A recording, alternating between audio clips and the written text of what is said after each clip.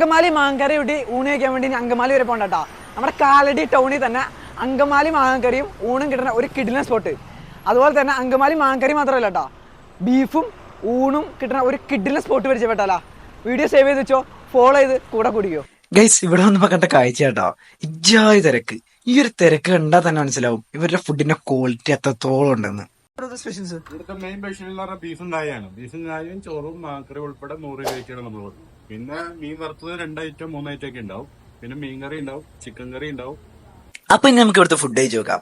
ഞങ്ങൾ വന്നപ്പോ ചോറിന്റെ ഒപ്പം ക്യാബേജ് തോരനും പയറുപ്പേരിയും സലാഡുമാണ് മെയിൻ ആയിട്ട് ഉണ്ടായത്.